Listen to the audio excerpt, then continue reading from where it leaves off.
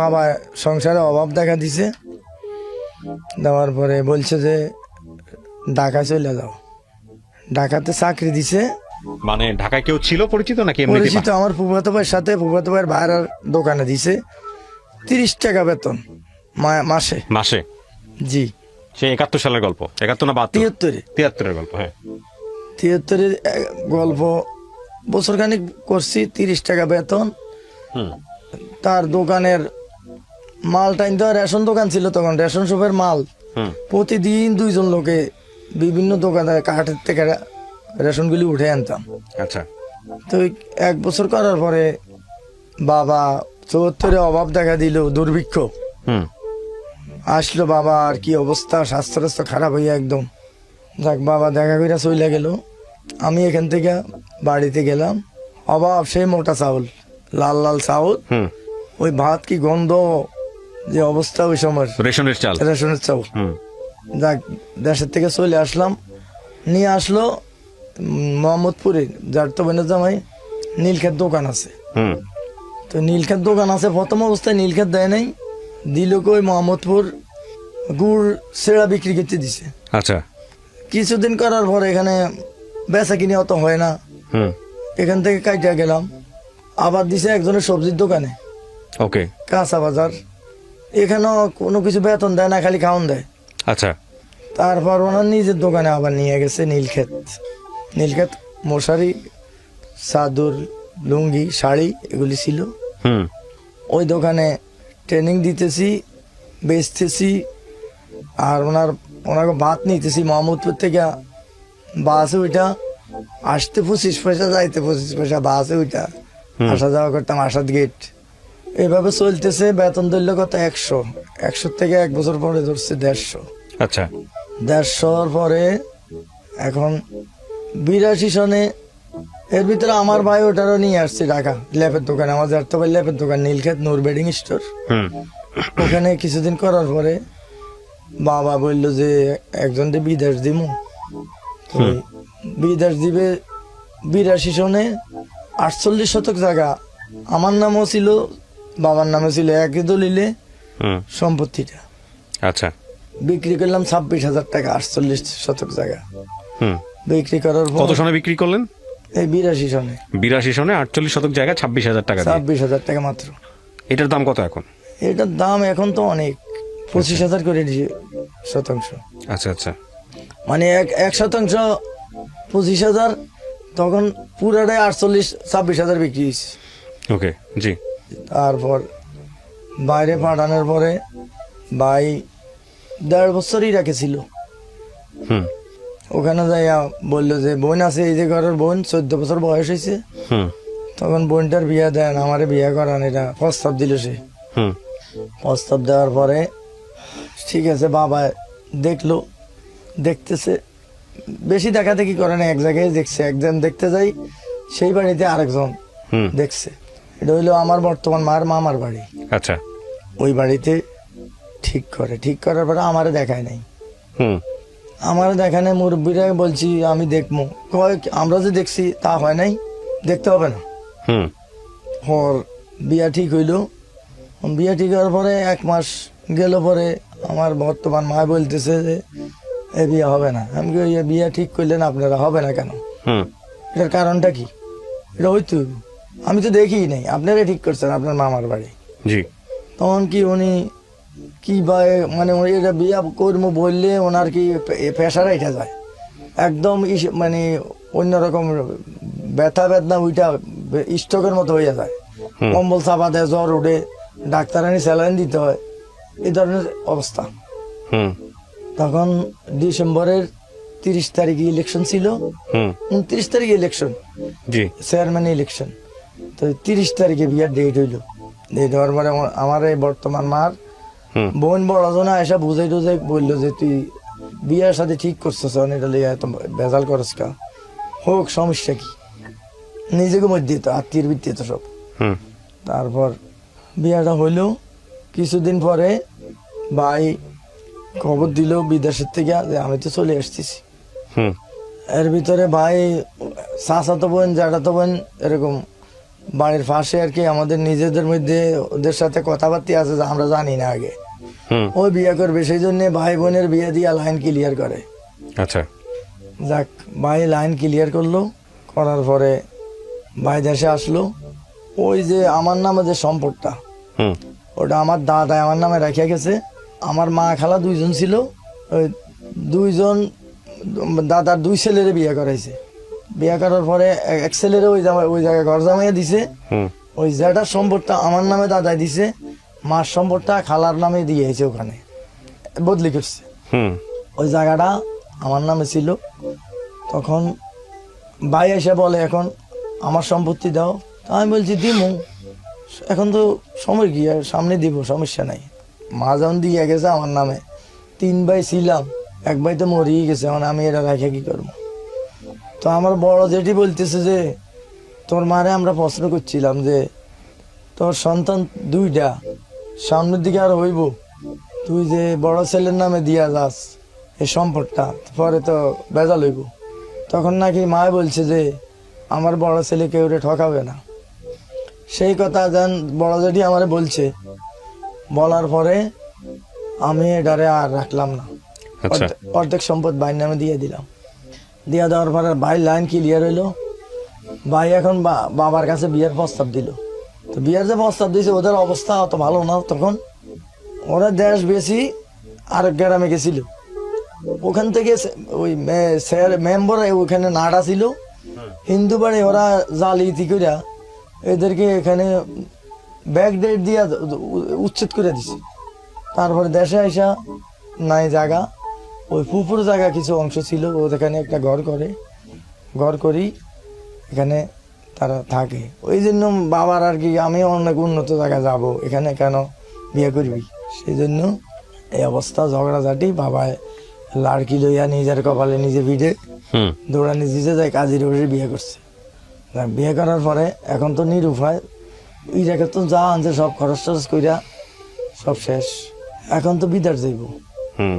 তো বিদার যে যাবি, এখন টাকা কয়, টাকা তো নাই। তো টাকা নাই, বিদার যাবি কি দিয়ে? এখন আর কি করবো? ভাই তখন ঢাকা আসছে আবার, তো আত্মীয় স্বজন, যার তো বোন, যার তো ভাই, বন্ধু বান্ধব যা আছে সবাই থেকে টাকা নিয়ে ধার কইরা আবার সৌদিতে পাঠাই। সৌদিতে পাঠানোর পরে সৌদিতে যাইয়া ঋণগুলি শোধ করলো, আর আমি ওইদিকে বাড়িতে বিয়ে করে খুব শান্তিতে নাই। এই আচ্ছা। জ্বালা সেই জ্বালা, এই যন্ত্রণা, মানে ঝামেলার কোনো শেষ নাই। তো আমার ফ্যামিলি বউর সাথে আমি ঢাকাতে যখন বোনের বিয়ে হইলো, আমার বিয়ে হইলো, হুম। এখন বেতন হচ্ছে 250। হুম। এখন আত্মীয়, আমার আত্মীয়, বোনের আত্মীয়, এরা আসি পাশাপাশি বসলে এদেরকে সমাদর করতে হবে না, মেহমান। হুম। এইসব করতে করতে 2 দিকের আত্মীয়, নতুন পরিচয়, এই আমার পকেটে যায় খালি 250 বেতন। তখন বাড়িতে গেছি, মা বলতেছে আগে টাকা দিতি, এখন তো আর টাকা দেস না। মানে এখন বহুত দোষ, এখন তো বহুত দোষ হয়ে গেল না যে টাকা দেয় না, আসলে তো টাকা এদিকে খরচ হয়ে যায়। আমি মেহমানদারি করি। যাক, বাড়িতে গেছি, যাওয়ার পরে ভাই ওই দিক দিয়ে লাইন কাইটে গেছে গা। ভাই আলাদা বাড়ি একটা কিনা আমার যে দেনাগুলি ছিল ওগুলি দিয়া হুম। সে সাইড কাটি চলে গেল বনিয়া। আমার সারা বাড়ির পাশে একটা বাড়ি বিক্রি হয়েছে, মানে ওরা বরিশাল চলে গেছে, ওই বাড়িটার অংশ সাইডানি কিনছে সে। হুম। তারপর ওরা ওদের সাথে যোগাযোগ নাই। তো ওই সৌদি আরবের থেকে যখন আসে, আমি ফ্যামিলি লইয়া অশান্তিতে আছি, এই জন্য ঢাকা নিয়ে আসছি। ঢাকা এসে এলিফেন্ট রোড 500 টাকা রুম ভাড়া। হুম। ওই চাকরিটা দিছি, চাকরি সাইডা শিলের কাজ শিখছি, কিছু মশারি, চাদর, কভার, এগুলি কাজ জানতাম। হুম। এই কাজ করি, বাসা ভাড়া দিই, সংসার চালাই। এর ভিতরে কিছুদিন পর বাবা আয়সা আবার আমার ওয়াইফকে নিয়ে গেছে গা। আচ্ছা। নিয়ে যাওয়ার পরে ওয়াইফ কি হইলো, বাড়িতে গেছে। কিছুদিন পরে একদিন কি সকালবেলা ভোরবেলা উঠা বাবার বাড়ি চলে গেছে, কেউ না বুঝলা, আমার ওয়াইফ। কারণ কি এমনি এমনি চলে গেল? এমনি এমনি কি, তখন দেখলাম যে এটা কি আলগা কি বান বোন মারছে আর কি, এরকম কিছু তদবির করে দেখলাম আর কি। যাইবো সিধা গেছে আরেক বাড়িতে, আত্মীয় আরেক বাড়ি যাই উঠছে। যখন গ্রামের নাম বলছে, ওই মহিলার বাপের বাড়ি ওই গ্রামে। আচ্ছা। অরিজিনালি বাবার নাম বাড়ি বলে নাই, আরেক বাড়ির নাম বলছে। যাইয়া দেখে যে যাইতে নিজের বাপের বাড়ি, ওখানে ঢুকছে, ওই মহিলা তার বাপের বাড়ি চলে গেছে হুম। পাশাপাশি। তারপর আব্বা আমারে খবর দিল, চলে গেলাম বাড়িতে। যাইয়া আব্বার সাথে দেখা যায় না, পলাই দিস। হুম। এটা তো একটা সমস্যা, একটা মহিলা মানুষ কোথায় চলে গেলে, হারাই গেলে, এটা তো একটা বিপদ সংকেত না? পরবর্তীতে কেস দিলে তোমার বাড়ি থেকে কই গেল, আর হারাই গেছে, এই সমস্যা হইতেই পারে। তারপর যে কোনো ভাবে এক ভাই রইছে, আব্বার সাথে দেখা দিছে, আসে নাই।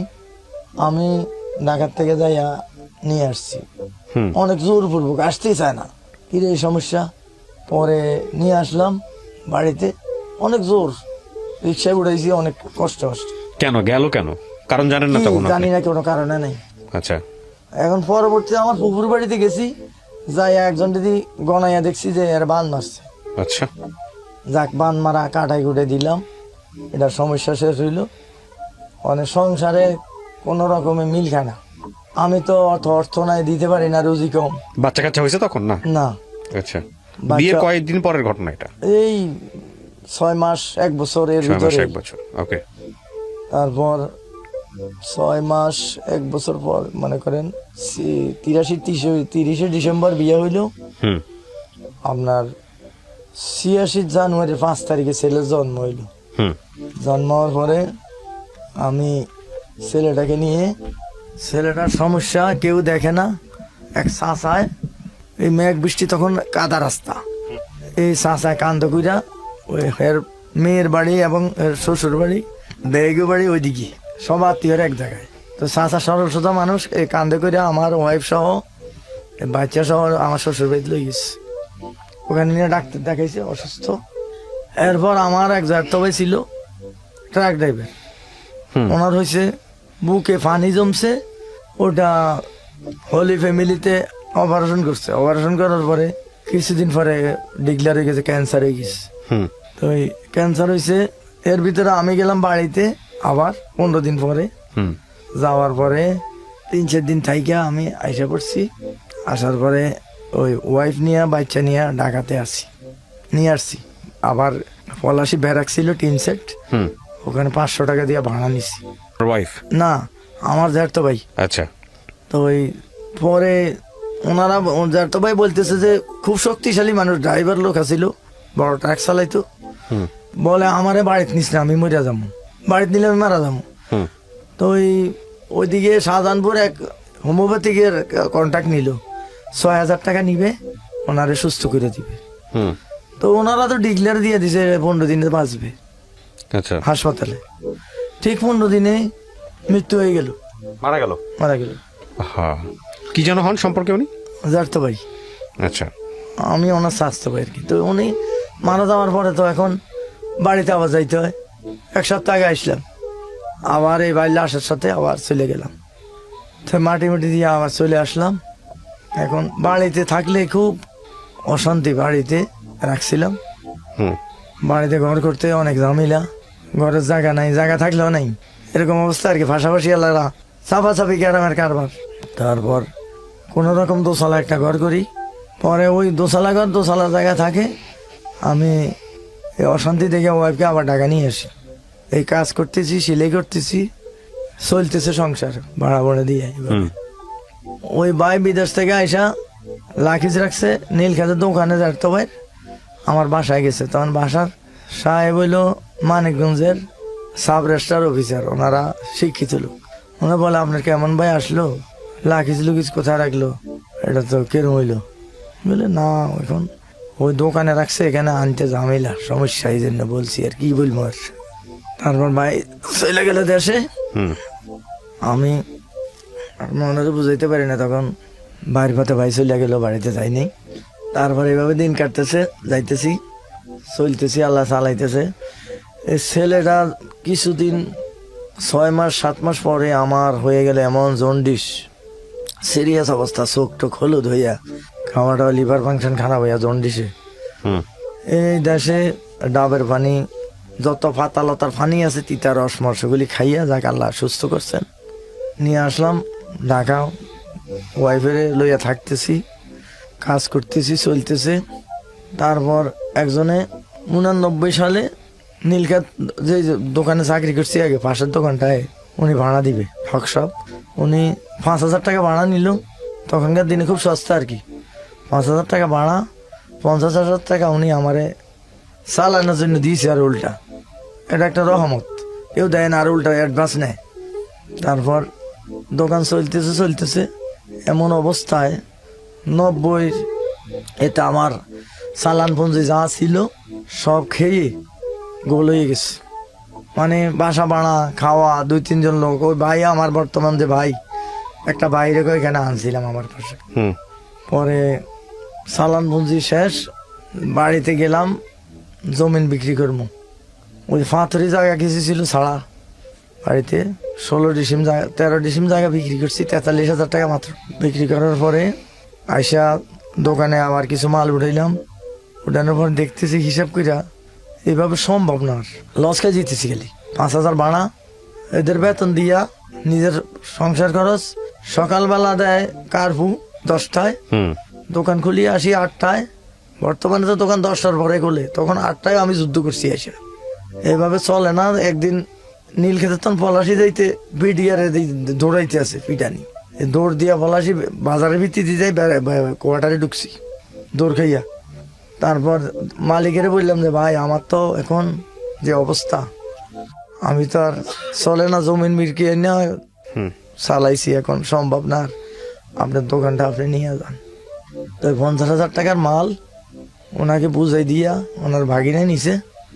ওনার টাকা 50,000 তো চালান দিছে, ওটা তো বুঝাই দিতে হবে আমি। তারপরে 1 মাসের ভাড়া দিলাম না, ওনারে মাইনে নিছে উনি, অনেক লস খাই গেছি। তারপর করলাম কি, সিলাইয়ের কাজ করতেছি, আবার সেই সিলাইয়ের কাজে চলে গেছি। মশারি সেলাই, চাদর সেলাই, কভার সেলাই, এগুলি কইরা সংসার চালাইতেছি। এখন বড় ছেলের বয়স এখন বর্তমানে হয়ে গেছে প্রায় 5 বছর। কত সালের গল্প এটা? এটা ধরেন 5 থেকে 90 সালের।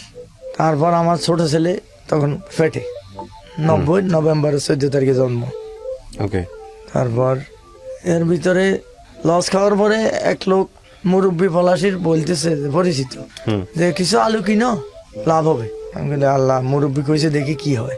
যখন ছাড়ি যায়, যখন যাইতেই থাকে 21,000 টাকার আলু কিনলাম। আলুর বাজার কিনছি 110 টাকায়। এটা কমতে কমতে এমন অবস্থা হয়েছে, তখন খালেদা হইলো পাওয়ারে আসছে নতুন করে, এখন 91-তে বিএনপি পাওয়ারে আসছে আর কি। তারপর আলুটা এমন অবস্থা হয়েছে, দাম কমতে কমতে 60 টাকা চলে যাইছে। ওই রাখছি, যে বলছে যিনি মুরব্বী বলছিলেন, ওনার মেয়ের বাড়িতে রাখছি, জামাই সহ কিনে দিছে। এখন তো আলু নষ্ট হয়ে যেতেছে, বলে ভাই আলু তো নষ্ট হয়ে যেতেছে, এখন বিক্রি করতে বলি যত দামে হয়। তো 110 উঠছে, কিন্তু আলু নষ্ট হইয়া পাইছি কত 5,500। আচ্ছা। আর সব শেষ, 16,000 লস। 5,500 দিছে উনি। আবার পরের দিন এসে বলে ভাই পার্টি মানে না, আর 500 ফেরত দিতে হইব। আমি বলি না, আমার তো সবে শেষ, আর 500তে কি হইব। আর যাক, দিয়ে দিলাম 500। উনি চলে গেল। আমি তো এখন নিরুপায়, এদিকেও খাইলাম ধরা, এদিকেও যে টাকা ছিল এদিকেও শেষ। আর ভিতরে নীলক্ষেত শাসাবাড়ির মসজিদের মুয়াজ্জিন সাহেব আইসা বলে কি, যে ভাই নীলক্ষেত মাইকের স্ট্যান্ডটা চুরি হয়ে গেছে শাসাবাড়ি মসজিদের। তো স্ট্যান্ড চুরি হয়েছে, এতগুলি দোকানদার, এত মানুষ, কেউর কাছে 10 টাকা করে পাও না, উঠাইতে পারো না। কয় ভাই কেউ কিছু বলে না, তো কি করতে হইব, দাম কত? কয় 1600। আমি গেলাম, আমি মরে গেছি, আমার মরার কাছে নিয়ে আইছে, 1600 টাকা লাগবো। যাক, সকালবেলা আইসো। তো সকালবেলা বিসমিল্লাহ করে 1600 টাকা দিয়ে দিলাম ওনারে, আল্লাহ রাস্তা দিয়ে দিলাম। মসজিদের মাইক আজান শুনে না। তারপর কিছুদিন পর পাসপোর্ট করলাম আমি। পাসপোর্ট করার পরে তখন 600 টাকা দিয়ে পাসপোর্টটা করলাম। এর ভিতরে কিছুদিন পরে সৌদি আসলো নীলক্ষেত, দোকানে শিলের কাজের লোক নিব, সোফা সেট। তো ওই সৌদি দেখলো, আমারে বললো যে তুই তো বয়স বেশি, তখন আচ্ছা ইন্টারভিউ নিব। বনানী বাজার হকা পারছিস, ওখানে সিলেটে নিয়ে দিতেছে আমাকে। গার্মেন্টসের মেশিনে। হুম ট্রেনিং দেওয়ার পরে দেখছে ওনারা যাইয়া সৌদিরা সিলাইতে পারি, ঠিক আছে। যাওয়ার পরে সিলাইতেছি ট্রেনিংটা নিল, এরপরে পাসপোর্ট নিল, নিয়ে মেডিকেল করলো। 1 সপ্তাহের ভিতরে যাইতে হবে, কিন্তু টাকা কোথায়, টাকা তো নাই। তো ধরলাম যার তো বাইরে বন্ধু ছিল, এক বন্ধু দিল 8,000, যার তবে একজন দিল 8,000। যাটা শ্বশুর ছিল ওয়াইস গার্ড, আড়ত চালাইতো, ওনার নিজের আড়ত ছিল, উনি দিল 16,000। কত সালের গল্প? 91-তে। 91। জি। মানে দেশের বাইরে যাবেন, এই দেশের জন্য টাকা বাইরে। জোগাড় করতেছেন। জি। তারপর যাক ফ্লাইট হলো মঙ্গলবার, চলে গেলাম ধার কইরা সব। এই 50,000-এর ধার, কিন্তু আমি ঋণ মোট 80,000, হুম আরো বেশি ঋণ আছি আর কি। এই 50,000 যাইতে লাগছে, টোটালে ঋণ হয়ে গেছি এই সব কিছু মিলে 80,000।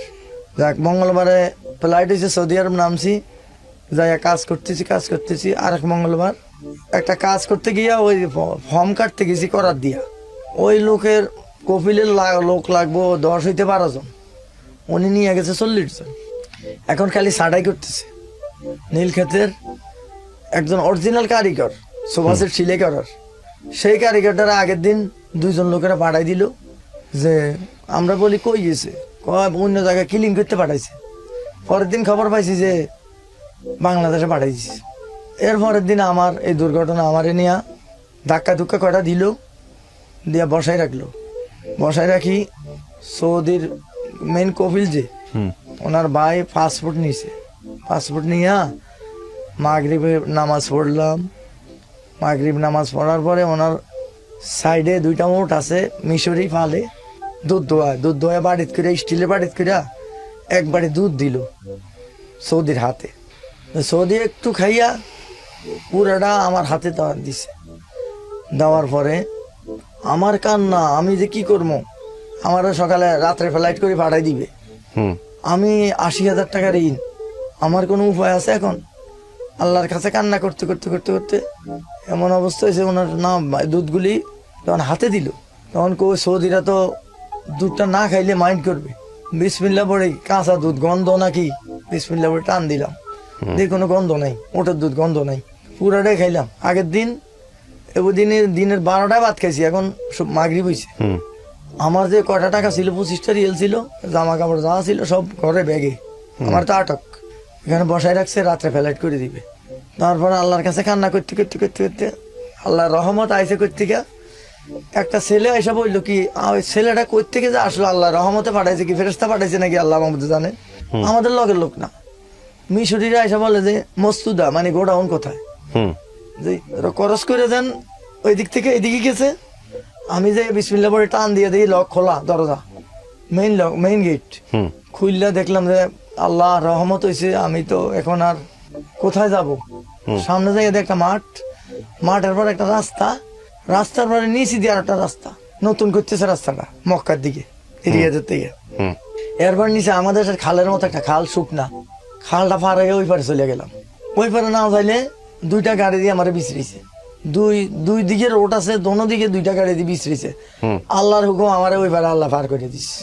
এই সারা রাত্রে বিছড়াইতেছি, বাঙালি ভাই পাই না, যত পেট্রোল পাম্পে জিজ্ঞেস করি, শ্রীলঙ্কা, ইন্ডিয়া, বাঙালি কোনো ভাই পাইতেছি না, আমার দুঃখ। পরে এক জায়গায় মসজিদের জায়গাটা, উজু করেন না জায়গাটা, টয়লেট সহ এখানে খোলা থাকে, তো রাস্তায় পয়সা রইলাম অজুর জায়গাটা দেখি রাত্রে 8টার দিকে একটা গাড়ি ব্রেক করলো। আমি যদি এখানে বসে রয়েছি, যদি সৌদি হয় দেখলে তো বিপদ হয়ে যাবো, কইব চোর, আলী বাবা কইব। তারপর টয়লেট একটা ঢুকে গেলাম, ওনার পেশাব পায়খানা সারি উনি চলে গেল, আমি বাইরে এলাম, আবার একজন আইলো, আবার টয়লেট একটা ঢুকলাম। এভাবে 3:30টার সময় আজান দিল, ফজরের আজান। নামাজ পড়ি বাইরেছি, ভাই সাইড বাঙালি পাইছি, পাওয়ার পর সালাম দিয়ে খাড়াইলাম, ভাই কয় এই এলাকা তো বাঙালি নেই, আপনি করতে গাইলেন। কইলাম যে ভাই আমি তো এই অবস্থায় বিপদে পড়ছি, এখন আমারে একটা কিছু করেন আপনারা, একটা রাস্তা দেখেন কোথায় যেতে হইব। অনেক বাঙালি, আমাদের ফেনী বাড়ি, ওনারা 11 জন, 11 জনের একজন হইলে, ওনার হইলে সব উল্টা। এক ভাই আছে, বাংলাদেশে কি বাদ নাইনি, ভাড়াই দিতে আছে, চলিয়ে না যাইবেন। আরে ভাই যন্ত্রণাটা তো আমার, আমি যে কি অবস্থা আছি এখন, আমারে বাংলাদেশে যাই উঠলে মানুষে বলবে কি সুন্দরী বউ পালাই থাকতে পারে না, এর লেগে বাংলাদেশ চলে আইছে। আসলে তো কি ঘটনাটা কি, তো ওই হাজীগঞ্জের এক লোক ভাই বললো যে ভাই আমার 11 জনের একজন, এই লোকটার সাথে কেউ সাথে রুমের ভিতরে বনে না, সব এরকম উল্টা। হুম। তো আমরা ভাই মাদ্রাসা ডিউটি করি, তো আমাদের ঘরে নেওয়া যাবে না, আপনি ওই যে একজন লোক গাড়ি দই ওনার সাথে যোগাযোগ করেন। আচ্ছা। তো ওনার সাথে যোগাযোগ করলাম, যাই সালাম দিয়ে দাঁড়াইলাম। দাঁড়ানোর পরে বললাম যে ভাই আমার এই অবস্থা, আমি তো এখন কোথায় যাব কি করব। বলে এখন তো 6টা বাজে, আমি 9টার সময় আসবো, আপনি ওই সাইডে মসজিদের পাশে বসে থাকেন, পাকিস্তানিরা সাইডে বিল্ডিং এ কাজ করতে আইব, যদি জিজ্ঞেস করে হুম। তাহলে বলবেন যে আমার সাদিক আছে মসজিদে, আমি এর লেগে বসে দিছি, হুম। আমি 9টা বাজে আসবো। এই সারা রাত্রে উপাস, ওই যে দিনের 12টায় খাইছি, হুম। এখন খাই কি বেসিং এর পানি, এছাড়া উপায় নেই কোনো কিছু, খাবার নাই? খাবার নাই, ও। পকেটে কোনো পয়সাও নেই। হুম। তারপর উনি বলছে রুটি চলে আসছে। বহু কষ্টের এই প্রবাস জীবন, বহু কষ্টের। এটা কেবল শুরু, সামনের দিকে আরো গেলে বুঝতে পারবেন আপনারা কি হয়েছে। হ্যাঁ,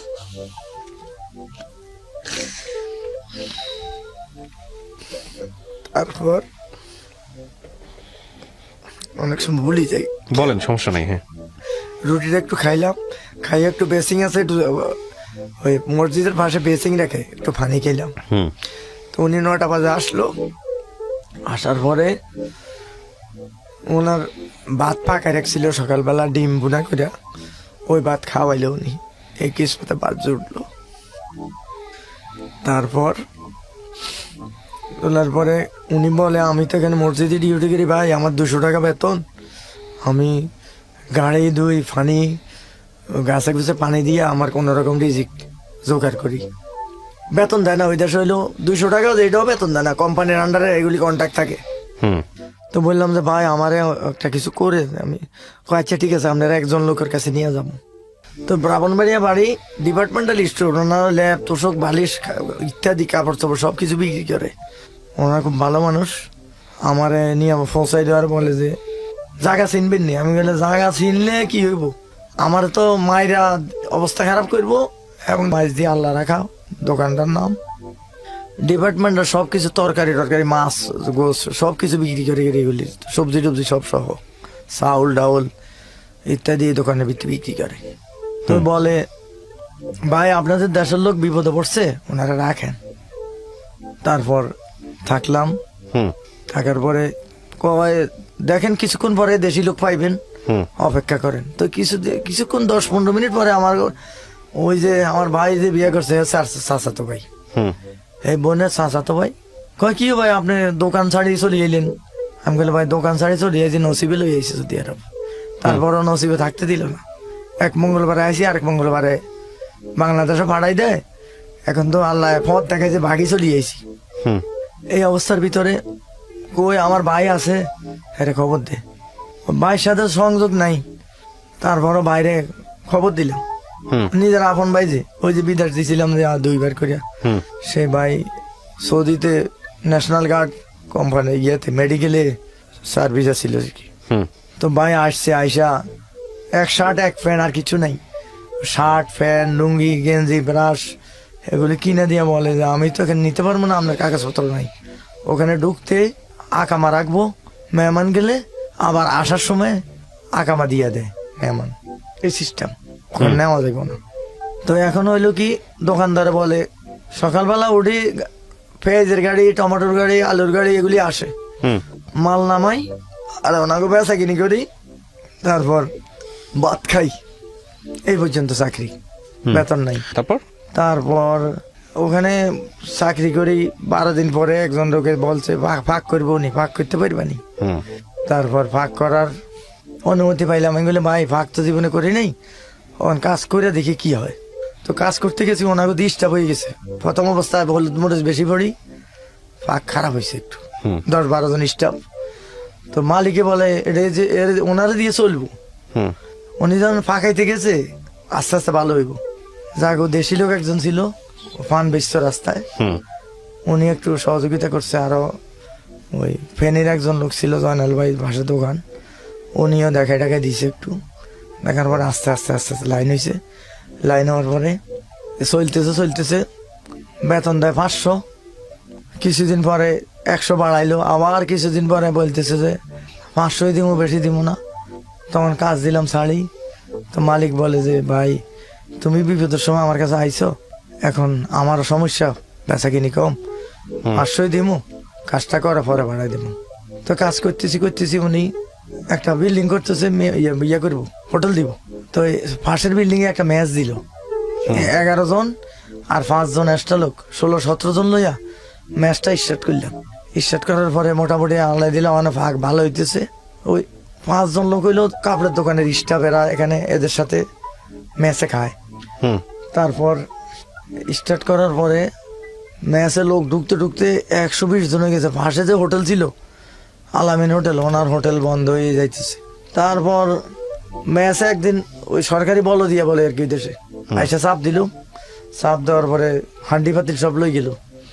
আমি বললাম যে ভাই এটা আমার দ্বারা সম্ভব না, কোন সময় ধরে লই যায়, চাকরিটা আর করলাম না, এটা ছাড়ি দিলাম। তারপরে করলাম কি, ওই ম্যাচে যে 5 জন লোক ছিল কাপড়ের দোকানদার, ওনারা বলে আমাদের সাথে ভাগ করবেন, খাইবেন, 250 বেতন দিমু, আর আপনি অন্য ব্যবসা করবেন, যা পারেন বেচা কিনি করবেন। তো ওনাদের 5 জনের বিক্রি করি, কাপড়ের দোকানের খানা বানাই, আমি নিজে খাই, 250 বেতন দেয়, আর পানের ডালা নিয়ে রাস্তায় পান বিক্রি করি। এর ভিতরে একদিন ভিড়, ওই সময়টা ভিড় থাকতো, শুক্রবার, পুলিশ একজন এসা সিভিল হাত ধরে ফেলিল। বলে আল্লাহ, ধরে আবার ছাড়ি আরেকজনে ধরছে, আর আমি পিছির দিকে চলে গেছি। যাক রে ফেলে আমার আল্লাহ রক্ষা করলো, সবকিছুর মালিকে তো আল্লাহ রক্ষা করছে আল্লাহ। তারপর কিছুদিন পর ওই মালিকে আবার হোটেলটা চালু করলো। চালু করার আগে ওই চাকরি অবস্থায় মুড়ি বেচলাম, মালিকে বলে আমার মুড়ি বাড়ো। তো তেলের উপরে মুড়ি ভাজার সিস্টেম হইতেছে, মুড়ি ভাজা দিছি, উনি 500 রিয়াল দিল মুড়ি ভাজায়। মুড়ি ভাজার সময় ভাই এমন একটা অ্যাক্সিডেন্ট হইলো, একদিন গরম তেল, 1 কড়াই তেল একবারে 2 ফায়ের উপরে, সিরিয়াস অবস্থা। তখন সাইডে একটা লোক ছিল, বলে যে চিকুন লবণ কই আছে দেন। চিকুন লবণ মাইরা দিছে ভাই, একটা ঠোয়া পুড়ে নাই, কিন্তু এটা যদি ডিম আর অন্য কিছু মারতাম তাহলে ঠোস ফুইটা, এটা খাল উইটা, এটা কাটানো লাগলো লাস্টে, এই অবস্থা হয়ে যেত। আল্লাহ কইতন তারে জানাইছে বিদ্যাটা, এর সাথে সাথে চিকুন লবণ মাইরা দিছে 1 ডিব্বা, 1 কেজি এলা 1 ডিব্বা মাইরা দিছে, মানে তেল পড়া জায়গাতে। হ্যাঁ, মারার পরে একটা ঠোসও ফুটে নাই, একটা দাগও হয় নাই, আল্লাহ রহম করছে। এর ভিতরে হোটেল স্টার্ট দিল, হোটেলে চলে গেলাম। মালিকে বলে আমার কাম করতে হইব হোটেলে। আমি বলি আমার কামা নাই, সকালবেলা তো শেখ আসবো, কয় সেটা আমরা দেখবো। তো দেখবে, তো হোটেলে বাসে রাখলো, আমরা হেল্পার হিসাবে আছি 2 জন, এখানে লোক লাগে 5 জন, এখানে লোক লেছে 2 জন। বাসে কিছু বলে না। 10 দিন কাম করার বলে সকালবেলা 8টার সময় যদি সব রেডি না থাকে তাহলে হোটেল বন্ধ থাকবো। মালিকে কয়ে তো রাজনীতি করবো, স্টাফ লেগে রাজনীতি করবো, আমার হোটেলে বন্ধ করে দিবে। বলল সকালবেলা 6টা বাজে আসমো, তোমরা 2 জনে কাম করবা, বাউসিটা ছুটি দিয়ে এলাম। তো ঠিক আছে 6টা বাজে আসি, বাউসি আইসে 6টায়, বলে ভাই ফারুক ভাই আপনার ছুটি এসে, মানে ওনার বিদায় করছেন, আর লোক তো লইবেন না, লইয়া আমাকে 2 জন দিদি সব কাটাকাটি রান্ধা, হোটেলে খুব জমজমাট চলতেছে। পরে 1 মাস এই অবস্থা ভাই, একজনের জ্বর উঠে গেছে, আমি তো চোখে কিছু দেখি না, ঘুমাইতে দেয় না, এই কাটাকাটি আর রান্দা, রাতে 3টা পর্যন্ত হোটেল খোলাই থাকে। পরে ভাই বললাম 1 মাস পরে, ভাই আপনার হয়তো বাউ ছিল, নাহলে হেল্পার দেন, এটা একটা করেন, সমস্যা নেই। তো উনি বাউসি একজন নিল, অনেক দামি জায়গাতন, হারা সুন্দরবন হোটেলের নাসির ভাই। কতদিন ছিলেন আপনি ওখানে সৌদি আরবে? সৌদি আরব 25 বছর ছিল। 25 বছরের মধ্যে কয়বার আসছেন দেশে? 25 বছরের ভিতরে 5-6 বার আসছি। এই 2 বছর 2.5 মাসের সময় ধরা পড়ে গেছি। কি করছেন এই 25 বছর সৌদি আরবে থেকে? দেশে কি করছেন? দেশে করছি বলতে বিল্ডিং করছি। বিল্ডিং বলতে? বাড়িতে একটা বিল্ডিং হয়েছে। আচ্ছা। ছেলেরে সিঙ্গাপুর পাঠাইছি। আর স্ত্রীর নামে একটা দোকান লইছে। আচ্ছা। 13.5 লক্ষ টাকা খরচ হয়েছে। আচ্ছা। তো ছেলে সিঙ্গাপুর পাঠানোর 5 বছর পরে ছেলে বলছে যে দেশে আসবো, বিয়া করবো। আমি বলছি তোমার বিয়ার বয়স হয়েছে, 30-31 বছর বয়স হয়ে গেছে, দেশে আসো। তা আমিও দেশে আসবো। তা আমি দেশে আসবো, আমি ছুটি লাগাইতে গেছি, বলতেছে যে তুমি তো ফাঁকের কাজ, লোক আরেকজন দাও। তো লগে একজন দিছি, জোগাড় করতে গেছি ম্যানেজার ধরিয়া, বলে ঠিক আছে লোক ঠিক হয়েছে, 1 সপ্তাহ পরে ট্রেনিং দেওয়া আগে ওই লোকের ট্রেনিং দেওয়া, আসলে কিন্তু রিজিক উঠে যেতেছে 16 সালের ডিসেম্বরের লাস্টে। ছেলে বলতেছে আব্বা আমার যাও একবারে ভাড়া দিতে আছে। আমি বলি দেখ দেখ কি হয়। তো ছেলেটা রিজিক রয়েছে, আমারটা গেছি 15 দিন পরে, বলে হয়তো একবার যাও নাহলে কবিল ধরো। তো 6 বছর হয়ে গেছে, এখন কবিল ধরে কি করবো? ওই বলতেছে তো আরো 2টা বছর থাকি আসো, বিল্ডিং করে দেন এটা হয়ে গেছে, এটি সমস্যা। আমি বললাম আমার দ্বারা সম্ভব না, আমার ফুলি এরকম মোটা হয়ে যেত, 40-50 জনের খানা বানাইতাম 2 বেলা। এইভাবে চলছে। দাম তো মনে করেন টাকা পয়সা রুজিয়েছে দাম 7 তলার উপরে মাল উঠাইতাম মাথাত করে, সিঁড়ি দিয়ে অনেক সময় লিফটে উঠাইতাম, মালিকে নিষিদ্ধ। তারপরে এই দোকানদারি করতাম আর কি, 7 তলা ভাগ করার ভিতরেও দোকানদারি করতাম ঘুমাইরা। এই অবস্থার ভিতরে টাকাটা রুজি হয়েছে, ওখানে আল্লাহ দিছিল, রিয়াদে মায়ের মুড়ি খাইয়া মানুষের নিয়ে অসহায় করে দিছিল। ধার দিতাম, বিপদের কথা কইলে রিয়াদে ধার দিতাম। শালার জন্য 20 লাখ টাকা দিছি, মানে 4,000 রিয়াল, বর্তমানে 90,000 টাকা। হোমনাথে এক লোক মহসিন নাম, উনি এটা মাইরা দিছে। কয়েকবার গেছি, বলে দিবি, খালি বলতে দিবি, এই দিবি দিবি বলতেছে। এভাবে অনেক লোক আমার টাকা মারে দিছে। যাক, দেশে আসলাম, ছেলে এয়ারপোর্টে আসছে, বলছি একই সঙ্গে নামবো, একই গাড়িতে বাড়িতে যাবো। তো দেশের থেকে গাড়ি রিজার্ভ করে আইছে। 16 তারিখ ফ্লাইট করছি ডিসেম্বরের। ছেলেও সিঙ্গাপুর তো আইছে, আমিও রিয়াদতন এয়ারপোর্ট নামছি। 1 ঘন্টা 2 ঘন্টা। আমি নামার কথা পরে, ছেলে নামার কথা আগে, কিন্তু ছেলের ওই আকাশে বৃষ্টির কারণে বিমান নিয়ে আসি, ট্যাঙ্ক নামাই ল্যান্ড করি, আবার ঘুরে 2 ঘন্টা লেট করি। তো 2 ঘন্টা পরে আইসে ঢাকায়। একসঙ্গে উঠলাম, গাড়িতে গেলাম। যাওয়ার পরে ছেলের বিয়ে ঠিক করতেছে মা বাবা, আমি দেখতেছি কি করে। তো 2 ভাই, ছেলে তো 2 জন, দোনোজন যায়, তার মা যায়, খালা যায়, বিয়ে ঠিক করে। 12 জায়গায় গেছে, 12,000 খরচ, পছন্দ হয় না। যাক, লাস্টে এক জায়গা পছন্দ হয়েছে, আমি যাইনি। ছেলে বিয়ে করবে, ছেলে দেখুক, তার মা দেখুক। তো বিয়ে ঠিক হয়েছে। ওনারা বলতেছে যে ঘটক বলতেছে আপনাদের যে পরিবেশ, বিল্ডিং হাইওয়ে, আপনারা যে জায়গাতে গেছেন, আপনাদের লোক বলবো না। ছেলে কয়টি বিয়ে করবো। আমি গেছি, যাইয়া বললাম যে ভাই ছেলে চাইতেছে এটা, আমার অর্থের দরকার নেই। আমি সৌদি আরবে নিয়ত করছি যে কোনো অর্থ নিয়ে ছেলেদেরকে বিয়ে করাবো না, অর্থের প্রয়োজন নেই আমার, কোনো কিছুই নিব না, দরকার নেই। আল্লাহ আমার অনেক কিছু দিছে। তারপর বিয়েটা ঠিক হইলো। আমার কাছে 5 লক্ষ টাকা ছিল। এই ছেলের বিয়ের পিছনে 2 লক্ষ টাকা আমার শেষ হয়ে গেল। এর ভিতরে ছোট ছেলে বড় ছেলে চলে গেল, ছুটিতে আসছিল 2 মাস। দুইজনই চলে গেল সিঙ্গাপুর। সিঙ্গাপুর ছুটিতে আইছিল, চলে গেছে। দুইজনই? একজন। আরেকজন ছিল ছোট, ওরে কত বলছি সৌদি আরব থাকতে যে বিয়ের ফাইনাল পরীক্ষাটা দিয়ে এলো, বলে সার্টিফিকেট একটা বানাই দেবো। সার্টিফিকেট কি বাজারে পাওয়া যায়? সার্টিফিকেট কি এত সহজ? ওনারা রং তামাশা, টেলিভিশন ডিশ লই, চ্যানেল লই, সিডি লই, রং তামাশা করছে আর বিল্ডিং এর কাজ করছে। ওই সময় পরীক্ষাটা দেয় নাই, খেয়াল করে নাই, ভুলে গেছে বলে, অসুস্থ ছিল। যাক, তারপরে সৌদি আরবে একটা লোক ছিল আমার, ওনারা বললাম যে আর একটা ব্যবস্থা করো। তো একটা ভিসার ব্যবস্থা করছে, টাকা লাগে 6 লাখ 7 লাখ। আমার বাড়িতে কাটলা দরজায় একটা কাছারি করছিল আগে, তো এটা নষ্ট হয়ে গেছিল। গরু বাঁধে, ছাগল বাঁধে, খের কুটা রায়। আমরা আগে নামাজ পড়ছি এটাতে, হুজুর রাখছে, পড়াইছে। এটা হয়ে গেছে, এখন গরু রাখে, ছাগল রাখে, ওই খের কুটা রাখে। তা আমি নিয়ত করলাম আমার যেন অনেক রুজি হয়েছে, আমি 1 লক্ষ টাকা রাখি দিয়েছি মসজিদটার জন্য। এটা আমি গোপন রাখছি, জানাই নি ওদেরকে। আমি আসার পথে যখন চলে আসি বিদে হইয়া, স্টাফের বন্ধু বান্ধবের থেকে 40,000 টাকা ছাইয়া উঠে আনছি যে আমি একটা নামাজের ঘর করবো ভাই। তো 10-5 যে যা দিছে এটার লগে 10,000 দিয়া 50,000 বানাইয়া আমি বাড়িতে ডিক্লেয়ার দিছি যে ওই টাকাটা আমি আগে পাঠাইছি, 5 বছর আগে একজনের কাছে রাখছি। শত্রুটা এখান থেকে আমার থেকে শত্রুটা শুরু হয়। তখন ঘাটলা করতে গেছি, পুকুরটা লইছি বন্ধক মসজিদের আন্ডারে। এখন টাকা হইলে 50,000, 80,000 দিয়ে কাটলা লইছি। এত টাকা পাইলে কই, ছেলে সৌদি আরব গেছে, কিন্তু এই আমার ওয়াইফের ভিতরে ধন্দটা পাইছিল। ইরে টাকা দেখলাম 50,000, অন্ধে 80,000 টাকা দিয়ে ঘাটলা করে, পুকুর লইয়ে বন্ধক। আমি কি আমার কাছে 1 লক্ষ টাকা ছিল, তোমরা কেনা ভাড়া করিও না, আমি এটা রাখছি একটা।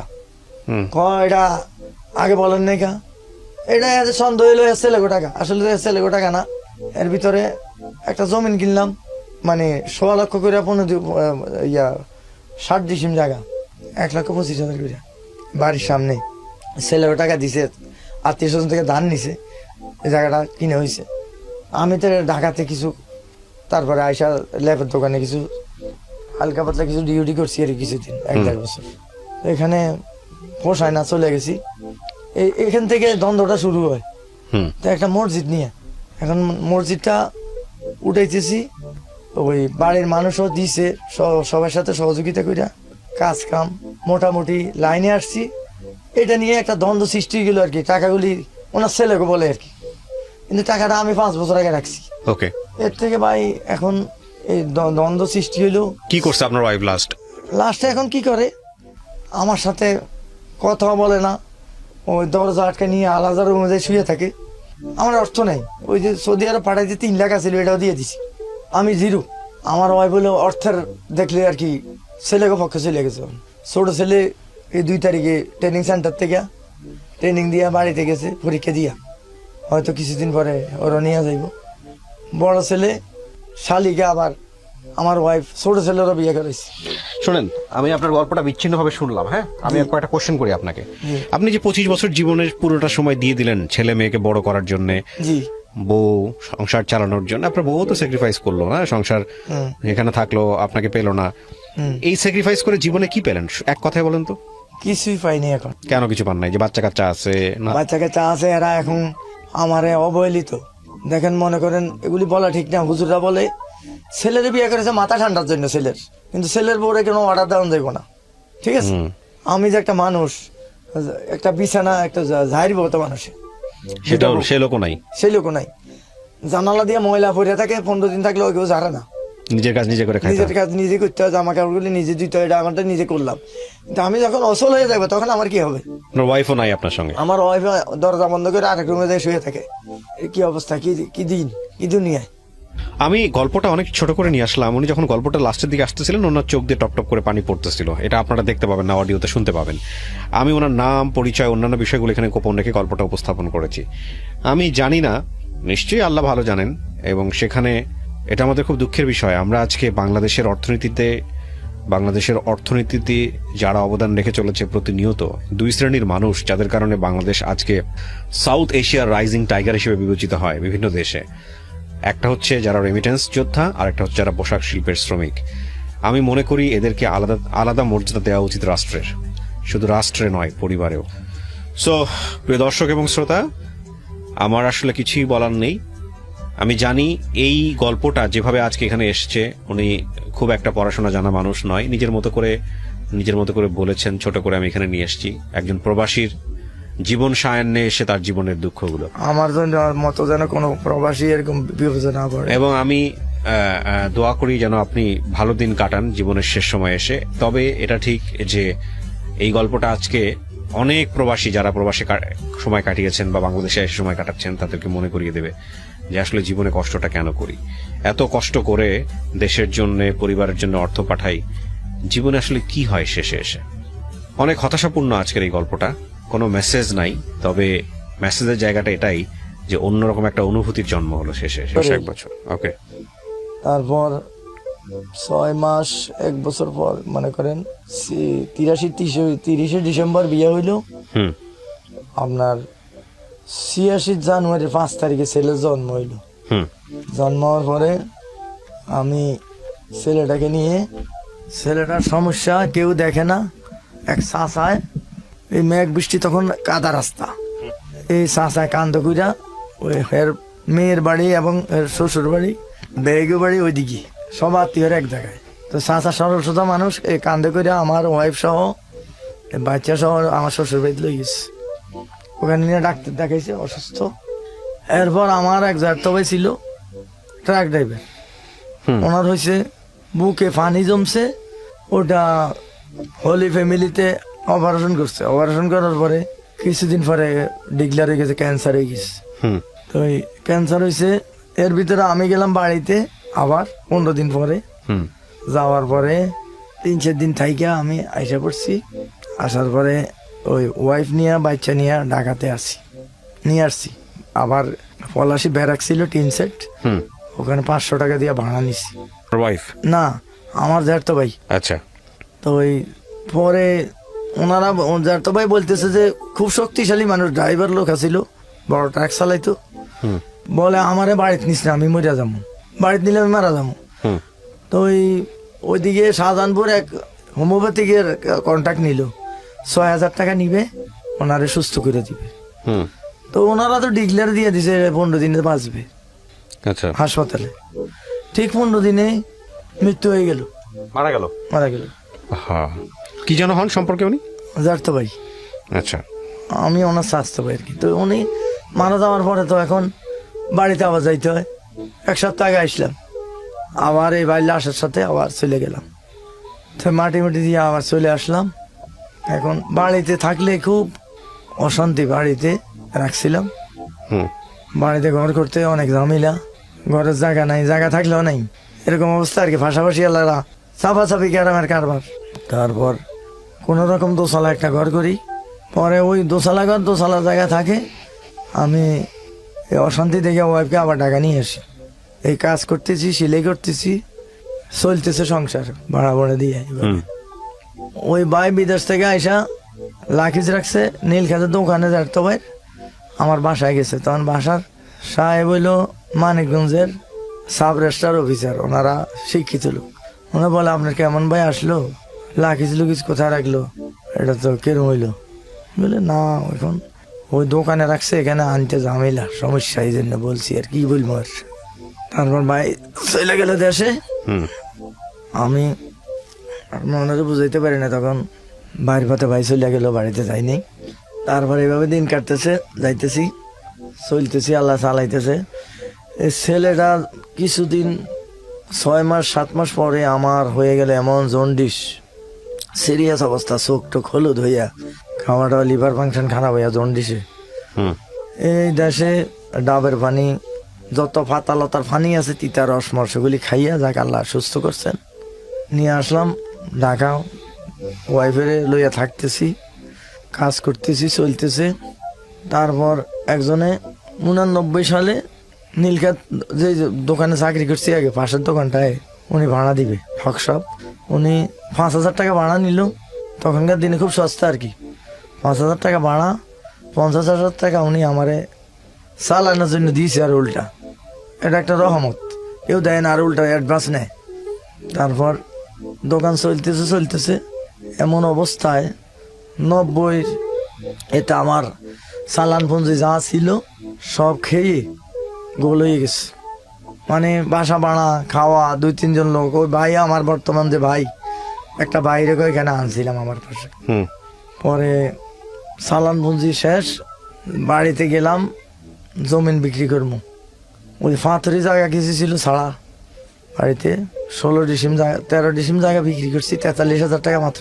বিক্রি করার পরে আইসা দোকানে আবার কিছু মাল উঠাইলাম, উঠানোর পর দেখতেছি হিসাব কইরা এইভাবে সম্ভব না, লস খাই যেতেছি। খালি 5,000 ভাড়া, এদের বেতন দিয়া নিজের সংসার খরচ, সকালবেলা দেয় কারফু 10টায়, দোকান খুলি আসি 8টায়। বর্তমানে তো দোকান 10টার পরে খোলে, তখন 8টায় আমি যুদ্ধ করছি এসে। এইভাবে চলে না। একদিন নীলক্ষেতের তখন পলাশি যাইতে বিডিআরে দৌড়াইতে আছে পিটানি, দৌড় দিয়া পলাশি বাজারের ভিত্তিতে যাই, কোয়ার্টারে ঢুকছি দৌড় খাইয়া। তারপর মালিকের বললাম যে ভাই আমার তো এখন যে অবস্থা, আমি তো আর চলে না, জমিন মিরকি না চালাইছি, এখন সম্ভব না, আপনার দোকানটা আপনি নিয়ে যান। তো 50,000 টাকার মাল ওনাকে বুঝাই দিয়া, ওনার ভাগিনাই নিছে, ওনার টাকা 50,000 তো চালান দিছে, ওটা তো বুঝাই দিতে হবে আমি। তারপরে 1 মাসের ভাড়া দিলাম না, ওনারে মাইনে নিছেও নেই, অনেক লস খাই গেছি। তারপর করলাম কি, সিলাইয়ের কাজ করতেছি, আবার সেই সিলাইয়ের কাজে চলে গেছি, মশারি সিলাই, চাদর সিলাই, কভার সিলাই, এগুলি কইরা সংসার চালাইতেছি। এখন বড় ছেলের বয়স এখন বর্তমানে হয়ে গেছে প্রায় 5 বছর। কত সালের গল্প এটা?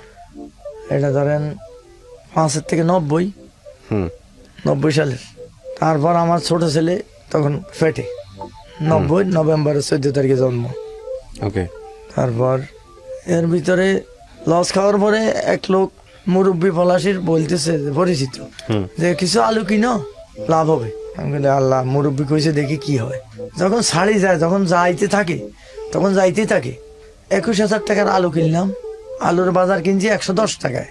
এটা কমতে কমতে এমন অবস্থা হয়েছে, তখন খালেদা হইলো পাওয়ারে আসছে নতুন করে, এখন 91-তে বিএনপি পাওয়ারে আসছে আর কি।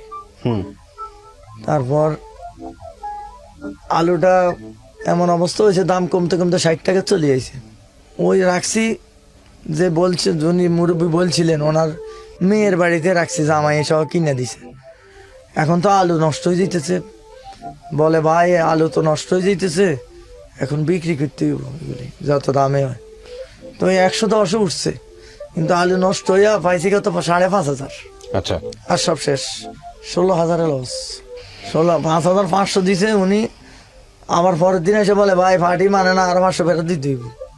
আমি বলি না, আমার তো সবে শেষ, আর 500তে কি হইব। আর যাক, দিয়ে দিলাম 500, উনি চলে গেল।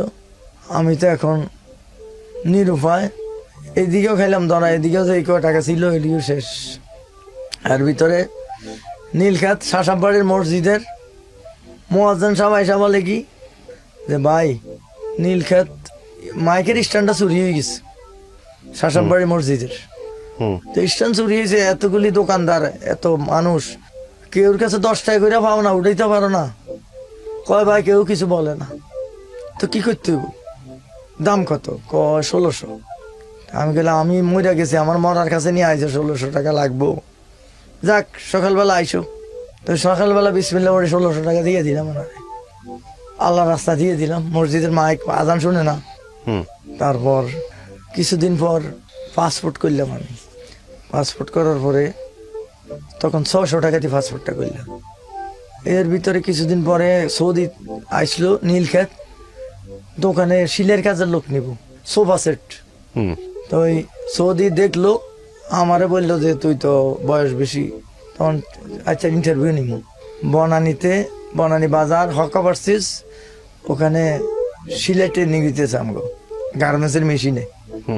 ট্রেনিং দেওয়ার পরে দেখছে ওনারা যাইয়া, সৌদিরা, সিলাইতে পারি, ঠিক আছে। যাওয়ার পরে সিলাইতেছি। ট্রেনিংটা নিল, এরপরে পাসপোর্ট নিল, নিয়ে মেডিকেল করলো।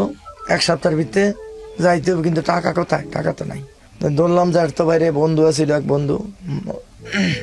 বন্ধু দিল 8,000, যার তবে একজনে দিল 8,000। যাটা শ্বশুর ছিল ওয়াইস গার্ড, আড়ত চালাইতো, ওনার নিজের আড়ত ছিল, উনি দিল 16,000। কত সালের গল্প? 91-তে। 91। জি। মানে দেশের বাইরে যাবেন, দেশের টাকা বাইরে। জোগাড় করতেছেন। জি। তারপর যাক, ফ্লাইট হলো মঙ্গলবার, চলে গেলাম ধার কইরা সব। এই 50,000 ধার, কিন্তু আমি ঋণ মোট 80,000, আরো বেশি ঋণ আছি আর কি। এই 50,000 যাইতে লাগছে, টোটালে ঋণ হয়ে গেছি এই সবকিছু মিলে 80,000। যাক, মঙ্গলবারে ফ্লাইট হয়েছে, সৌদি আরব নামছি, যাইয়া কাজ করতেছি। আর এক মঙ্গলবার একটা কাজ করতে গিয়া ওই ফর্ম কাটতে গেছি করার দিয়া, ওই লোকের কপিলের লোক লাগবো 10 হইতে 12 জন, উনি নিয়ে গেছে 40 জন। এখন খালি ছাঁটাই করতেছে। নীলক্ষেতের একজন অরিজিনাল কারিগর, সোফাসেট সিলাই করার, সেই কারিগরটারা আগের দিন 2 জন লোকেরা পাঠাই দিল, যে আমরা বলি কই গেছে, অন্য জায়গায় ক্লিন করতে পাঠাইছে। পরের দিন খবর পাইছি যে বাংলাদেশে পাঠাই দিছে। এর পরের দিন আমার এই দুর্ঘটনা, আমারে নিয়ে ধাক্কা কটা দিল, দিয়া বসাই রাখি। সৌদির মেন কপিল যে, ওনার ভাই পাসপোর্ট নিছে, পাসপোর্ট নিয়ে মাগরিবের নামাজ পড়লাম। মাগরিব নামাজ পড়ার পরে ওনার সাইডে 2টা মোট আছে, মিশরি ফালে দুধ দোয়া বাড়িত করে, স্টিলের বাড়িত করে একবারে দুধ দিল সৌদির হাতে। সৌদি একটু খাইয়া পুরাটা আমার হাতে দিছে। দেওয়ার পরে আমার কান্না, আমি যে কি করবো, আমার সকালে রাত্রে ফ্লাইট করে পাঠাই দিবে, আমি 80,000 টাকা ঋণ, আমার কোনো উপায় আছে এখন? আল্লাহর কাছে কান্না করতে এমন অবস্থা হয়েছে, ওনার নাম দুধগুলি তখন হাতে দিল, তখন সৌদিরা তো দুধটা না খাইলে মাইন্ড করবে। বিসমিল্লাহ পড়ে, কাঁচা দুধ, গন্ধ নাকি, বিসমিল্লাহ পড়ে টান দিলাম, দেখি কোনো গন্ধ নাই, ওটার দুধ গন্ধ নাই, পুরাটাই খাইলাম। আগের দিন দিনের 12টায় ভাত খাইছি, এখন সব মাগরিব হয়েছে, আমার যে কটা টাকা ছিল 25টা রিয়েল ছিল, জামা কাপড় যা ছিল সব ঘরে ব্যাগে, আমার তো আটক, এখানে বসায় রাখছে, রাত্রে ফ্লাইট করে দিবে। তারপর আল্লাহর কাছে কান্না করতে করতে করতে করতে আল্লাহর রহমত আইসে করতে গিয়া একটা ছেলে এসে বললো কি ওই ছেলেটা কই থেকে যে আসলো, আল্লাহ রহমতে পাঠাইছে কি ফেরেশতা পাঠাইছে নাকি আল্লাহ মাহমুদ জানে, আমাদের লগের লোক না।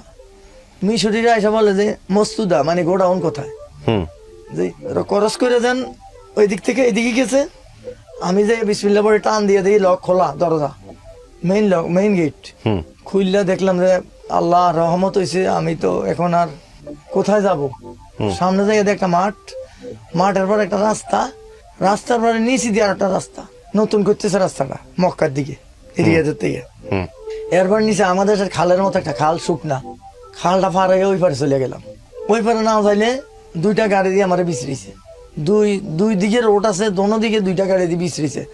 আল্লাহর হুকুম আমার ওই পারে আল্লাহ পার করে দিস।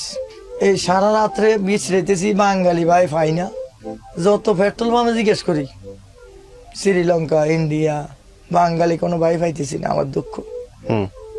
পরে এক জায়গায় মসজিদের জায়গাটা, উজু করেন না জায়গাটা, টয়লেট সহ এখানে খোলা থাকে, তো রাস্তায় পয়সা রইলাম উজুর জায়গাটা দেখি রাত্রে 8টার দিকে একটা গাড়ি ব্রেক করলো। আমি যদি এখানে বসে রয়েছি, যদি সৌদি হয় দেখলে তো বিপদ হয়ে যাবো, কইব চোর আলী বাবা কইব। তারপর টয়লেট একটা ঢুকে গেলাম, ওনার পেশাব পায়খানা সারি উনি চলে গেল, আমি বাইরে এলাম, আবার একজন আইলো, আবার টয়লেট একটা ঢুকলাম। এভাবে 3:30টার সময় আজান দিল, ফজরের আজান। নামাজ পড়ি বাইরেছি, ভাই সাইড বাঙালি পাইছি, পাওয়ার পর সালাম দিয়ে খাড়াইলাম, ভাই কয় এই এলাকা তো বাঙালি নেই, আপনি করতে গাইলেন। কইলাম যে ভাই আমি তো এই অবস্থায় বিপদে পড়ছি, এখন আমারে একটা কিছু করেন আপনারা, একটা রাস্তা দেখেন কোথায় যাইতে হইব। অনেক বাঙালি আমাদের ফেনী বাড়ি, ওনারা 11 জন, 11 জনের একজন হইলে ওনার হইলে সব উল্টা। এক ভাই আছে বাংলাদেশে কি বাদ নাইনি, ভাড়াই দিতে আছে, চলিয়ে না যাইবেন। আরে ভাই যন্ত্রণাটা তো আমার, আমি যে কি অবস্থা আছি এখন, আমারে বাংলাদেশে যাই উঠলে মানুষে বলবে কি সুন্দরী বউ পালাই থাকতে পারে না, এর লেগে বাংলাদেশ চলে আইছে। আসলে তো কি ঘটনাটা কি, তো ওই হাজীগঞ্জের এক লোক ভাই বললো যে ভাই আমার 11 জনের একজন, এই লোকটার সাথে কেউ সাথে রুমের ভিতরে বনে না, সব এরকম উল্টা। তো আমরা ভাই মাদ্রাসা ডিউটি করি, তো আমাদের ঘরে নেওয়া যাবে না, আপনি ওই যে একজন লোক গাড়ি দই, ওনার সাথে যোগাযোগ করেন। আচ্ছা, তো ওনার সাথে যোগাযোগ করলাম, যাই সালাম দিয়ে দাঁড়াইলাম। দাঁড়ানোর পরে বললাম যে ভাই আমার এই অবস্থা, আমি তো এখন কোথায় যাব কি করব। পরে এখন তো 6টা বাজে, আমি 9টার সময় আসবো, আপনি ওই সাইডে মসজিদের পাশে বসে থাকেন, পাকিস্তানিরা সাইডে বিল্ডিং এ কাজ করতে আইব, যদি জিজ্ঞেস করে তাহলে বলবেন যে আমার সাদিক আছে মসজিদে, আমি এর লেগে বসে দিছি। আমি 9টা বাজে আসবো, এই সারা রাত্রে উপাস, ওই যে দিনের 12টায় খাইছি, এখন খাই কি বেসিং এর পানি, এছাড়া উপায় নেই কোনো কিছু, খাবার নাই, খাবার নাই, ও পকেটে কোনো পয়সাও নেই। তারপর উনি বলছে রুটি চলে আসছে। বহু কষ্টের এই প্রবাস জীবন, বহু কষ্টের। এটা কেবল শুরু, সামনের দিকে আরো গেলে বুঝতে পারবেন আপনারা কি হয়েছে। হ্যাঁ,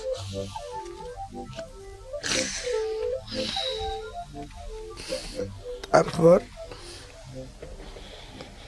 অনেক সময় ভুলি যাই, বলেন, সমস্যা নেই। হ্যাঁ, রুটিটা একটু খাইলাম, খাই একটু বেসিং আছে, একটু ওই মসজিদের পাশে বেসিং রেখে একটু পানি খেলাম।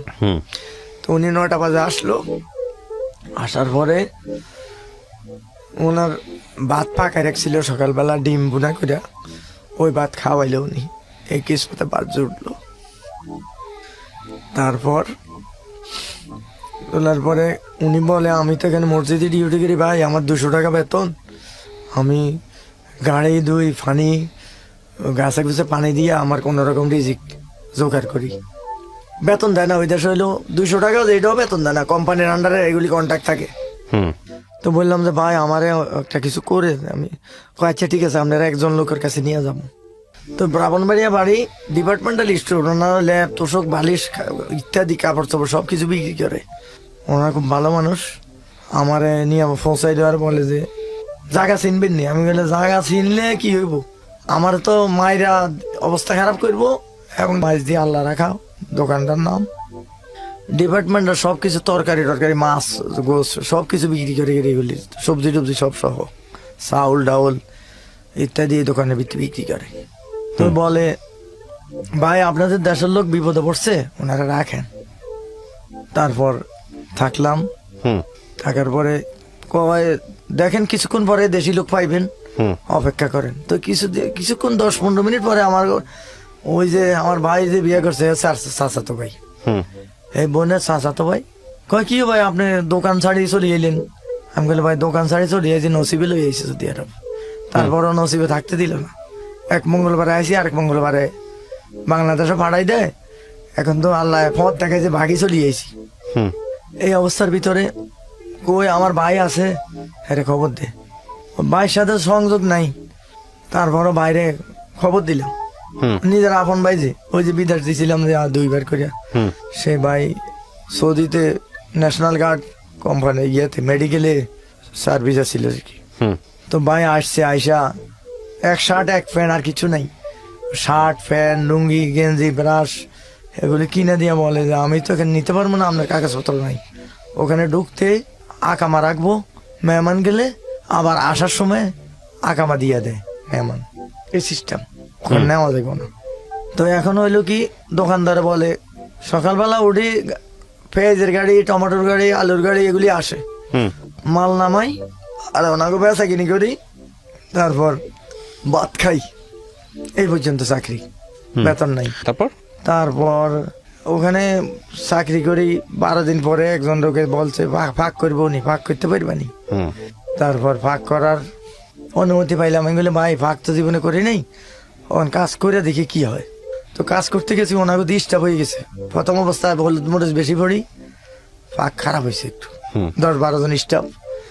তো মালিকে বলে এটা যে ওনারে দিয়ে চলবো, উনি যখন ফাঁকাইতে গেছে আস্তে আস্তে ভালো হইব। যাক ও দেশি লোক একজন ছিল, পান বেচত রাস্তায়, উনি একটু সহযোগিতা করছে। আরো ওই ফেনীর একজন লোক ছিল জয়নাল ভাই ভাষা দোকান, উনিও দেখাই দিছে একটু। দেখার পরে আস্তে আস্তে আস্তে আস্তে লাইন হয়েছে। লাইন হওয়ার পরে চলতেছে বেতন দেয় 500, কিছুদিন পরে 100 বাড়াইলো, আবার কিছুদিন পরে বলতেছে যে 500 দিব, বেশি দিব না। তখন কাজ দিলাম শাড়ি। তো মালিক বলে যে ভাই তুমি বিপদের সময় আমার কাছে আইছো, এখন আমার সমস্যা, বেচা কিনি কম, 500 দিব, কাজটা করে পরে বাড়াই দিব। তো কাজ করতেছি উনি একটা বিল্ডিং করতেছে, ইয়ে করবো, হোটেল দিব। তো পাশের বিল্ডিং এ একটা ম্যাচ দিল, 11 জন আর 5 জন এক্সট্রা লোক, 16-17 জন লইয়া ম্যাচটা স্টার্ট করলাম। স্টার্ট করার পরে মোটামুটি আল্লাহ দিলাম, মানে ভাগ ভালো হইতেছে। ওই 5 জন লোক হইলো কাপড়ের দোকানের স্টাফেরা, এখানে এদের সাথে ম্যাচে খায়। তারপর স্টার্ট করার পরে ম্যাচে লোক ঢুকতে 120 জন হয়ে গেছে। পাশে যে হোটেল ছিল আলামিন হোটেল, ওনার হোটেল বন্ধ হয়ে যাইতেছে। তারপর ম্যাচে একদিন ওই সরকারি বল দিয়া বলে আর কি দেশে আইসা চাপ দিল। চাপ দেওয়ার পরে হান্ডি পাতিল সব লই গেল। আমি বললাম যে ভাই এটা আমার দ্বারা সম্ভব না, কোন সময় ধরে লই যায়, চাকরিটা আর করলাম না, এটা ছাড়ি দিলাম। তারপরে করলাম কি ওই ম্যাচে যে 5 জন লোক ছিল কাপড়ের দোকানদার, ওনারা বলে আমাদের সাথে ভাগ করবেন, খাইবেন, 250 বেতন দিমু, আর আপনি অন্য ব্যবসা করবেন, যা পারেন বেচা কিনি করবেন। তো ওনাদের 5 জনের বিক্রি করি, কাপড়ের দোকানের খানা বানাই, আমি নিজে খাই, 250 বেতন দেয়, আর পানের ডালা নিয়ে রাস্তায় পান বিক্রি করি। এর ভিতরে একদিন ভিড়, ওই সময়টা ভিড় থাকতো, শুক্রবার পুলিশ একজন এসা সিভিল হাত ধরে ফেলিল, বলে আল্লাহ ধরে আবার ছাড়ি আরেকজনে ধরছে, আর আমি পিছির দিকে চলে গেছি। যাক রে ফেলে আমার আল্লাহ রক্ষা করলো, সবকিছুর মালিকে তো আল্লাহ রক্ষা করছে আল্লাহ। তারপর কিছুদিন পর ওই মালিকে আবার হোটেলটা চালু করলো। চালু করার আগে ওই চাকরি অবস্থায় মুড়ি বেচলাম, মালিকে বলে আমার মুড়ি বাড়ো। তো তেলের উপরে মুড়ি ভাজার সিস্টেম হইতেছে, মুড়ি ভাজা দিছি, উনি 500 রিয়াল দিল মুড়ি ভাজায়। মুড়ি ভাজার সময় ভাই মানে একটা অ্যাক্সিডেন্ট হইলো। একদিন গরম তেল, 1 কড়াই তেল একবারে 2 ফায়ের উপরে, সিরিয়াস অবস্থা। তখন সাইডে একটা লোক ছিল, বলে যে চিকুন লবণ কই আছে দেন। চিকুন লবণ মাইরা দিছে ভাই, একটা ঠোয়া ফুটে নাই।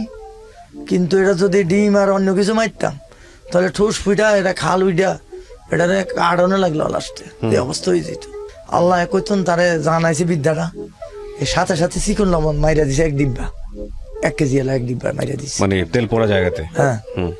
মারার পরে একটা ঠোসো ফুটে নাই, একটা দাগও হয় নাই, আল্লাহ রহম করছে। এর ভিতরে হোটেল স্টার্ট দিল, হোটেলে চলে গেলাম। মালিকে বলে আমার কাম করতে হইব হোটেলে। আমি বলি আমার কামা নাই, সকালবেলা তো শেখ আসবো, কয় সেটা আমরা দেখবো। তো দেখবে তো হোটেলে বাসে রাখলো, আমরা হেল্পার হিসাবে আছি 2 জন। এখানে লোক লাগে 5 জন, এখানে লোক লেছে 2 জন। বাসে কিছু বলে না।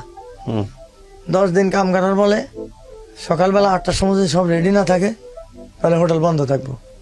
মালিকে কয়ে তো রাজনীতি করবো, স্টাফ লেগে রাজনীতি করবো, আমার হোটেলে বন্ধ করে দিবে। বলল সকালবেলা 6টা বাজে আসবো, তোমরা 2 জনে কাম করবা। বাউসিটা ছুটি দিয়ে এলাম। তো ঠিক আছে 6টা বাজে আসি, বাউসি আইসে 6টায়। বলে ভাই ফারুক ভাই আপনার ছুটি এসে, মানে ওনার বিদায় করছেন, আর লোক তো লইবেন না, লইয়া আমাকে 2 জন দিদি সব কাটাকাটি রান্ধা। হোটেলে খুব জমজমাট চলতেছে। পরে 1 মাস এই অবস্থা ভাই, একজনের জ্বর উঠে গেছে, আমি তো চোখে কিছু দেখি না, ঘুমাইতে দেয় না। এই কাটাকাটি আর রান্দা রাতে 3টা পর্যন্ত হোটেল খোলাই থাকে। পরে ভাই বললাম 1 মাস পরে, ভাই আপনার হয়তো বাউ ছিল, নাহলে হেল্পার দেন, দুটা একটা করেন, সমস্যা নেই। তো উনি বাউসি একজন নিল, অনেক দামি জায়গাতন, হারা সুন্দরবন হোটেলের নাসির ভাই। কতদিন ছিলেন আপনি ওখানে সৌদি আরবে? সৌদি আরব 25 বছর ছিলাম। 25 বছরের মধ্যে কয়বার আসছেন দেশে? 25 বছরের ভিতরে 5-6 বার আসছি। এই 2 বছর 2.5 মাসের সময় ধরা পড়ে কি করছেন এই 25 বছর সৌদি আরবে থেকে? দেশে কি করছেন? দেশে করছি বলতে বিল্ডিং করছি। বিল্ডিং বলতে? বাড়িতে একটা বিল্ডিং হয়েছে। আচ্ছা। ছেলেরে সিঙ্গাপুর পাঠাইছি। আর স্ত্রীর নামে একটা দোকান লইছে। আচ্ছা। 13.5 লক্ষ টাকা খরচ হয়েছে। আচ্ছা। তো ছেলে সিঙ্গাপুর পাঠানোর 5 বছর পরে ছেলে বলছে যে দেশে আসবো, বিয়া করবো। আমি বলছি তোমার বিয়ার বয়স হয়েছে 30-31 বছর বয়স হয়ে গেছে, দেশে আসো। তা আমিও দেশে আসবো। তা আমি দেশে আসবো, আমি ছুটি লাগাইতে গেছি, বলতেছে যে তুমি তো ফাঁকের কাজ, লোক আরেকজন দাও। তো লোক আরেকজন দিছি, জোগাড় করতে গেছি, ম্যানেজার ধরে বলে ঠিক আছে লোক ঠিক হয়েছে, 1 সপ্তাহ পরে ট্রেনিং দেওয়া, আগে ওই লোকের ট্রেনিং দেওয়া। আসলে কিন্তু রিজিক উঠে যেতেছে 16 সালে ডিসেম্বরের লাস্টে। ছেলে বলতেছে আব্বা আমার যাও একবারে ভাড়া দিতে আছে। আমি বলি দেখ দেখ কি হয়। তো ছেলেটা রিজিক রয়েছে, আমারটা গেছি 15 দিন পরে বলে হয়তো একবার যাও, নাহলে কবিল ধরো। তো 6 বছর হয়ে গেছে, এখন কবিল ধরে কি করবো? ওই বলতেছে তো আরো 2টা বছর থাকি আসো, বিল্ডিং করে দেন, এটা হয়ে গেছে, এটি সমস্যা। আমি বললাম আমার দ্বারা সম্ভব না, আমার ফুলি এরকম মোটা হয়ে যেত। 40-50 জনের খানা বানাইতাম 2 বেলা। এইভাবে চলছে। দাম তো মনে করেন টাকা পয়সা রুজিয়েছে, দাম 7 তলার উপরে মাল উঠাইতাম মাথাত করে, সিঁড়ি দিয়ে অনেক সময় লিফটে উঠাইতাম, মালিকে নিষিদ্ধ। তারপরে এই দোকানদারি করতাম আর কি, 7 তলা ভাগ করার ভিতরেও দোকানদারি করতাম ঘুমাইরা। এই অবস্থার ভিতরে টাকাটা রুজি হয়েছে, ওখানে আল্লাহ দিয়েছিল। রিয়াদে মায়ের মুড়ি খাইয়া মানুষের নিয়ে অসহায় করে দিছিল, দাঁত দিতাম, বিপদের কথা বলে রিয়াদে দাঁত দিতাম। শালার জন্য 20 লাখ টাকা দিছি, মানে 4,000 রিয়াল, বর্তমানে 90,000 টাকা। হোমনাতে 1 লোক মহসিন নাম, উনি এটা মাইরা দিছে। কয়েকবার গেছি, বলে দিবি, খালি বলতে দিবি, এই দিবি বলতেছে। এভাবে অনেক লোক আমার টাকা মারে দিছে। যাক, দেশে আসলাম, ছেলে এয়ারপোর্টে আসছে, বলছি একই সঙ্গে নামবো, একই গাড়িতে বাড়িতে যাবো। তো দেশের থেকে গাড়ি রিজার্ভ করে আইছে। 16 তারিখ ফ্লাইট করছি ডিসেম্বরের। ছেলেও সিঙ্গাপুর তো আইছে, আমিও রিয়াদতন এয়ারপোর্ট নামছি। 1 ঘন্টা 2 ঘন্টা।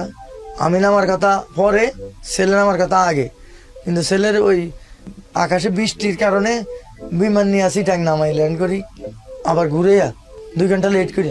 তো 2 ঘন্টা পরে আইসে ঢাকায়। একসঙ্গে উঠলাম, গাড়িতে গেলাম।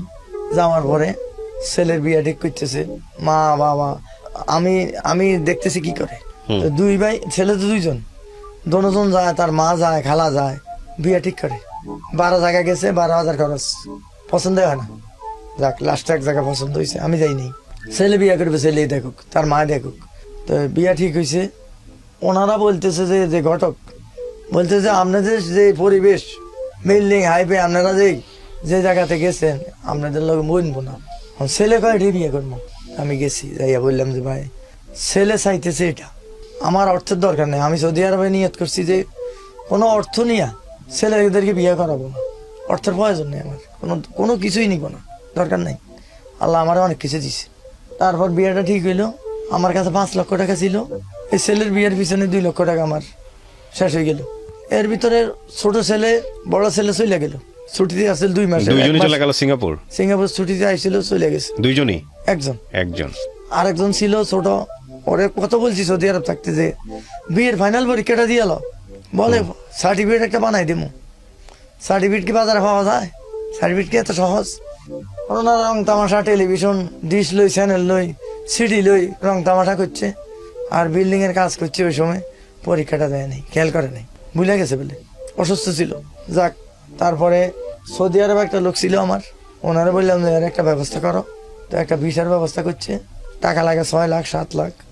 আমার বাড়িতে কাটলা দরজায় একটা কাছারি করছিল আগে, তো এটা নষ্ট হয়ে গেছিল, গরু বাঁধে ছাগল বাঁধে খের কুটা রায়। আমরা আগে নামাজ পড়ছি এটাতে, হুজুর রাখছে, মানে পড়াইছে, এটা হয়ে গেছে। এখন গরু রাখে, ছাগল রাখে, ওই খের কুটা রাখে। তা আমি নিয়ত করলাম আমার যেন অনেক রুজি হয়েছে, আমি 1 লক্ষ টাকা রাখি দিয়েছি মসজিদটার জন্য। এটা আমি গোপন রাখছি, জানাই নেই ওদেরকে। আমি আসার পথে তখন চলে আসি বিদে হইয়া, স্টাফের বন্ধু বান্ধবের থেকে 40,000 টাকা ছাইয়া উঠে আনছি যে আমি একটা নামাজের ঘর করবো ভাই। তো 10-5 যে যা দিছে এটার লাগে 10,000 দিয়া 50,000 বানাইয়া আমি বাড়িতে ডিক্লেয়ার দিছি যে ওই টাকাটা আমি আগে পাঠাইছি, 5 বছর আগে একজনের কাছে রাখছি। সূত্রটা এখান থেকে